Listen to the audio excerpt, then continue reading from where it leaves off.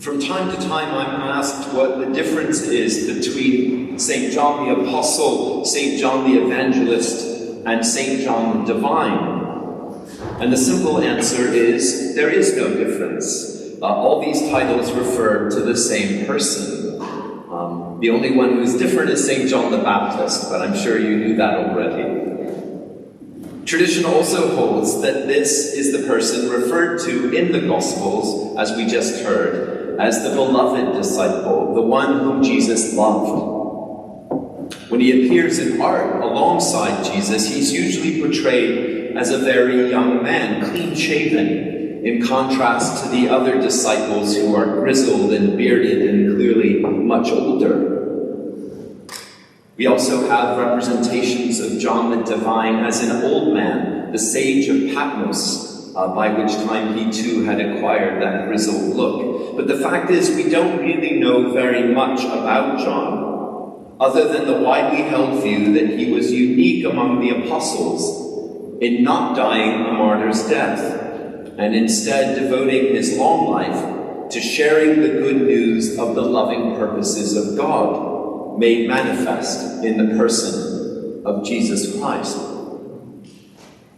So as we're assembled here today on this feast of St. John the Apostle, this feast of St. John the Evangelist, or as we know him here, St. John the Divine, we're invited, I think, not so much to celebrate a particular individual as we are the beautiful vision of God that he inspired and continues to inspire in our Christian faith. For despite their evident differences, the writings we traditionally attribute to John, the Gospel, the Epistles, the Revelation, what these all share in common is a powerful sense of God's eternal creative presence made tangible in our midst. In this, the Incarnation doesn't mark the start of God's being in the world, so much as the start of an opportunity for us to know God's eternal presence in the flesh and blood terms of our own humanity. And it is, in fact, the being of God, rather than the doing of God, that John invites us to recognize first and foremost. So we're reminded in the great prologue of his Gospel that the Word became flesh and lived among us. Or to translate the Greek more precisely, the Word became flesh and pitched his tent among us. Pitched his tent among us. Just as God once made himself known to Moses in the tent of meeting, where we're told he spoke to him as one speaks to a friend. As one speaks to a friend, that intimacy, that immediacy. So by entering the world as a person of flesh and blood, God made himself known to all of us by simply being among us. Of course, we know that Jesus went on to do quite a lot more than simply dwell among us. He would also teach and preach. He would nourish and heal. And not least, he would question and challenge in ways that ultimately led to his suffering and his death upon the cross. And as today's reading from the Gospel reminds us, he continued to be active among his followers, even after the stone had been rolled away on Easter morning. Here we find him reconciled to Peter and having given him the great responsibility to lead and guide the community that is to flourish in Jesus' name. But there also remains the question of what will become of John, the beloved disciple, always present and available, yet whose words and deeds are so rarely recorded.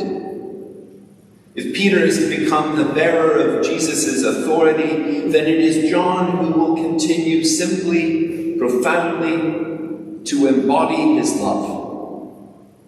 And he will do this by taking Mother Mary into his own home and by becoming her own son. He will do this not by dying a martyr's death, but instead by living out his days as a witness to to what it is to have felt the very breath of God upon his face, to have spoken with him as one speaks to a friend. In receiving this beautiful vision from John, the vision of a God who makes his home among mortals, it's also not long, though, before we realize that the vision comes with some difficult questions. Yet they're questions that, if we're prepared to answer them honestly, contain within them, I think, the promise of new life. For in receiving the one who's come and pitched his tent among us, we're called to ask ourselves, just how serious are we about welcoming a God who insists upon reflecting back to us our own vulnerability, our own helplessness? How willing are we to let this God know us, and not just from a distance, but right up close, probing into all the loneliness and the anger and the fear that we so often carry around inside of us? And finally, how open are we in accepting the gift of Jesus' being in our midst, to also accepting ourselves and other people as God has in fact made each one of us to be? For here in this church on St. John's Day, that is all and that is everything we are called to do. Simply to accept the peace of being alive here together, blessed by the company of those around us, and together saved by the loving company of God.